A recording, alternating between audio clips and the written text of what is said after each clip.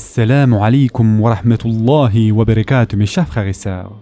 Aujourd'hui, Inch'Allah, nous allons parler de l'une des plus importantes caractéristiques du mu'min, c'est-à-dire du croyant. D'ailleurs, certains savants ont dit qu'il s'agissait de la reine de tous les ahlaq du croyant. Et en effet, Allah Azza wa Jal dit dans le Coran, « Les serviteurs du tout miséricordieux sont ceux qui marchent humblement sur terre, qui, lorsque les ignorants s'adressent à eux, disent « paix ». Surat al-Furqan, verset 63. Remarquez ici, mes chers frères et sœurs, comment Allah subhanahu wa ta'ala lie l'adoration et l'humilité. C'est pourquoi la majorité des savants disent que la chose qui définit les caractéristiques de l'iman est l'humilité. Yani, vous ne pouvez avoir l'iman si vous avez l'arrogance. Vous ne pouvez pas avoir l'iman si vous avez ne serait-ce que le poids d'un atome d'arrogance dans votre cœur. Et donc aujourd'hui, Inch'Allah, nous allons résumer ce qu'est l'humilité et quelle est l'essence même de l'humilité et comment nous pouvons arriver à être humbles et enfin, quels sont les signes de l'humilité. Réalisez, mes chers frères et sœurs, que le terme arabe pour humilité est « at-tawadu'». Et comme tous les concepts dans la langue arabe, le mot en lui-même a une certaine profondeur linguistique. Tawadu'a signifie se baisser.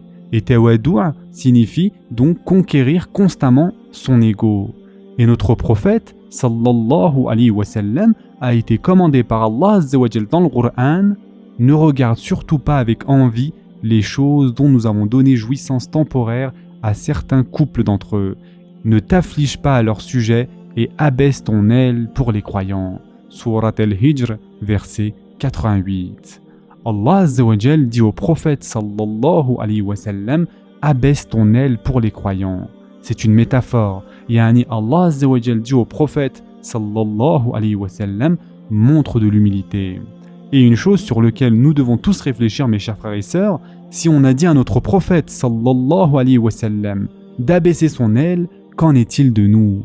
Et Allah subhanahu wa ta'ala a inspiré notre prophète sallallahu alayhi wa sallam lorsqu'il a rapporté ce hadith. Et en effet, le prophète sallallahu alayhi wa sallam a dit « Allah m'a inspiré de vous dire à tous » et c'est un hadith spécial. Et donc le prophète sallallahu alayhi wa sallam a dit « Allah m'a inspiré de vous dire à tous ou à chacun d'entre vous d'être humble envers les uns et les autres. » Et pourquoi, mes chers frères et sœurs? La réponse est qu'afin que personne ne ressente du kibir contre son frère, afin que personne ne soit arrogant vis-à-vis de l'autre. Et donc, comment pouvons-nous savoir si nous avons en nous l'humilité ou non? Nos savants ont mentionné quelques signes de l'humilité, et nous devrions tous faire un check-up afin de voir si nous avons en nous ces signes. Et donc, parmi ces signes, il y a de ne pas vouloir être au premier rang lors des rassemblements, ou en d'autres termes, de ne pas vouloir être le sujet de toute attention, que tous les projecteurs soient tournés sur nous. Par exemple, lors d'un regroupement entre plusieurs personnes, ne pas être celui qui veut être au centre de l'attention, et même physiquement, celui qui veut être au centre du groupe afin d'avoir tous les regards sur soi. Nous devons tout faire pour ne pas être comme cela, mes chers frères et sœurs, et de plus, comme notre prophète sallallahu alayhi wa sallam a dit, nous ne donnons pas le leadership pour ceux qui le désirent. D'autres personnes devraient vous dire et vous encourager à l'être, mais désirer être dans cette position de leadership n'est pas représentatif de l'humilité. Certaines personnes veulent être justement à un poste si élevé qu'ils puissent donc donner des ordres comme bon leur semble, à des personnes qui sont bien sûr en dessous d'eux. Si votre désir c'est cela, alors sachez que c'est très loin de l'humilité. Parmi les signes de l'humilité, il y a lorsque les gens font des éloges de vous en votre présence. Vous devez vous sentir mal à l'aise, inconfortable. Vous ne devez pas accepter les éloges à bras ouverts ou encore de demander encore plus d'éloges afin d'être gavé d'éloges. Nous ne devons pas encourager ce genre de comportement. Car si une personne fait des éloges de vous et que vous êtes vraiment humble, bien sûr que l'on remercie Allah subhanahu wa ta'ala pour ces éloges. Nous remercions Allah azza wa jal, mais cependant, au fond de nous, nous devons ressentir ce sentiment de mal à l'aise. Au fond de nous, si on ne se dit pas « je ne mérite pas tous ces éloges », alors il va falloir se remettre en question. Parmi les autres signes de l'humilité, il y a le fait de reconnaître ses erreurs et ses péchés et de confesser devant Allah subhanahu wa ta'ala nos péchés, mais aussi de reconnaître nos erreurs en face d'une autre personne. Car mes chers frères et sœurs, l'une des choses les plus dures à faire, c'est de reconnaître ses erreurs et d'admettre qu'on a fait des erreurs devant d'autres personnes. Et quelle est la chose qui va suivre après? C'est bien sûr de devoir présenter des excuses à la personne en face. Car plus notre ego est grand, et plus même la plus petite excuse devient insurmontable. On a déjà tous entendu dans notre vie « mais tu sais je suis qui ?» Et là, on a honnêtement envie de dire à la personne en face « n'es-tu pas un enfant d'Adam comme nous tous ?» D'où vient cet ego démesuré, mes chers frères et sœurs?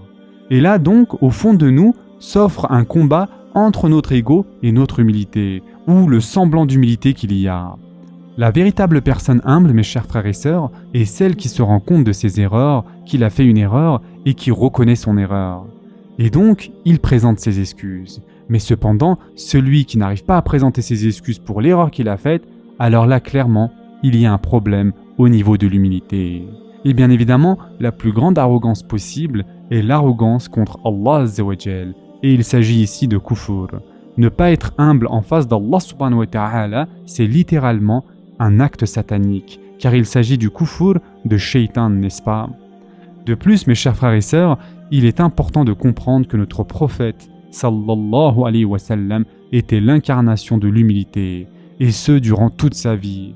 La façon dont il interagissait avec les autres personnes, la façon dont il a vécu, la façon dont il dormait, la façon dont il s'habillait, personne ne pouvait distinguer le prophète sallallahu alayhi wa sallam des autres compagnons lorsqu'ils étaient tous dans une assemblée.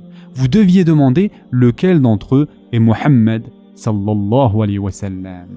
De plus, le prophète sallallahu alayhi wa sallam n'aimait pas qu'on lui fasse des éloges. Et en effet, Anas ibn Malik radiallahu anhu dit « Comme nous savions qu'il n'aimait pas les éloges, nous ne nous levions pas en sa présence. Nous restions humbles en face de lui, car il ne voulait pas être le centre de l'attention. Et ce, même parmi les Sahaba.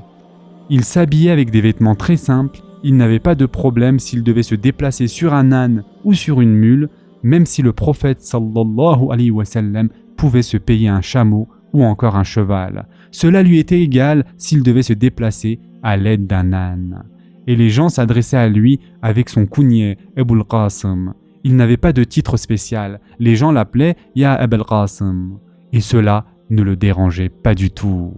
On va s'arrêter ici pour aujourd'hui, mes chers frères et sœurs. Inch'Allah, demain, nous continuerons sur l'humilité.